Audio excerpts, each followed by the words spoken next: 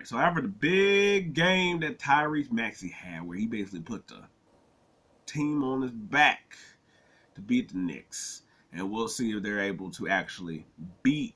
I would like tie the series up and whatnot after that. But I think he put his name officially as that guy, that dude, or whatever. And while there's talks about Embiid finally got it, I was like whose team is it? I was like, look, he got carried the load because Embiid's hurt and all this other stuff and all the stuff he's dealing with.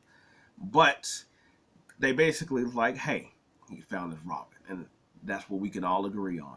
And I think at the same time, not only did he find his Robin, he found his Jamal Murray. Jokic, as good of a player he is, as great of a player he is, whatever you want to insert as that adjective, he's not going to win you a series. I was like, we've seen that when he hasn't had a running mate. And we've seen it when he has Jamal Murray. And I was like, this is just what it is. It's nothing, it's not even a shade to Jokic that, as great of a player he is, he's not going to win you a series in the same way as a wing player or a guard player, because a big man, that's just sort of like how it sort of has been.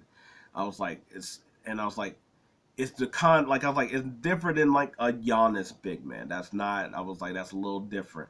It's different than, I was like, you want to count KD as a big man, even though he's like tall man or whatever.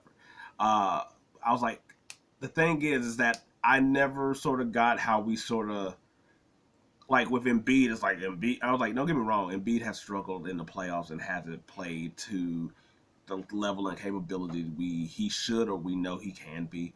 But we've seen it when it's like Ben Simmons as a running mate. There's nobody. I was like, he has to. There's nobody to pick up slack when James Harden isn't fully there. Embiid is like, and then it just looks bad on Embiid. But when it was Jokic and he didn't have any people, it was like, oh, they're just bums. But when he has Jamal Murray, crazy. I was like, if you want to even throw in Porter and Gordon, he got a good cast. But I was like, Jamal Murray is the thing. We've seen it basically that like without him, I don't know if they beat the Lakers. Let's be honest. I was like, not even talking about his two spectacular buzzer beater, basically. Well, one buzzer beater and game ender, basically. I was like, not.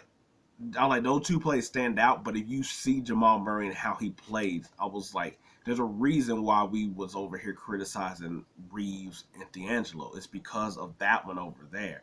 It's like, because good as Aaron Gordon is, he's a other. Got what I'm saying? But Tyrese Maxey has basically been the guy to basically be like, I got you, MB. Whether you're going crazy like how he did, and I was like, Maxey still gets you at least a good 20. I was like, or if he like, don't worry, MB, I got your back. We've seen him have 50-point games. We've seen him like turn up with 40. I was like, he's always there. I was like, he's the one that's able to create off Embiid. I was like, even if Embiid right now is a decoy, I was like, it's still a hell of a good decoy.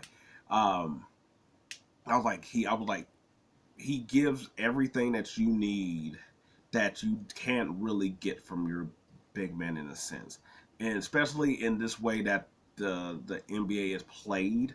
I was like, it's very important to have, well, not just another person. I was like, that's in general of any good NBA team, but a guy who can create his own shot, which we seen when it was Ben Simmons can't do. A guy that could shoot, also Ben Simmons, but also a guy that's willing to take shots where we didn't see with either him or sometimes with Harden, and also come up in the clutch and make those shots where we didn't see. I was like the whole point of having the one B, the second guy, the Robin, whatever you want to say, is basically is to compliment and to, I was like, sometimes support, and hell sometimes also be the top person at times as well too. Like, they have that capability, and that's what Tyrese Maxey has basically been and shown us during this whole playoffs. While Embiid has been hobbled, broken, tired, whatever you want to say. And that's what we've seen from Jamal Murray. Especially also too in the playoffs, he stepped up, and that's what you get from Jamal Murray. Jamal Murray, like, yes, that I was like, in the regular season he's also a good player, but in the playoffs he ups his game where he becomes a different type of guy. He's a more dynamic scorer. I was like, even if he's having a bad shooting night, he figured out how to still get points at crucial times. I was like, he doesn't just rely on like shooting threes if his game ain't going. You see that with Maxey. I was like, he's able to get into the paint. I was like, but he also could take the deep shots as well too and stuff like that. I was like, he has a good flow with Embiid, just like how Jokic and Jamal Murray does. Because I like think about the game to eliminate the Lakers. I was like, yes, they did the pick and roll like they did in the buzzer beater, but there was no. But I was like, but there was no point where it's just like you knew it was going really back over there, and it's like Jokic could hit that, yes, but I was like, but you don't have the same way of that than you do with the guard that's already in full motion. Um, so I was like, no matter how this sort of ends, I was like, I think we can officially say that Tyrese Maxey not only put his hat into that type of dude, that type of player, or whatever, but also that he is the complementary player, or however you want to phrase it, that Jamal Murray is to Jokic and this whole narrative of stuff. Um, but yeah, so we'll see how this all goes. We'll see if he's able to carry more on his back on a load or whatnot. But until then, we'll see how the playoffs goes.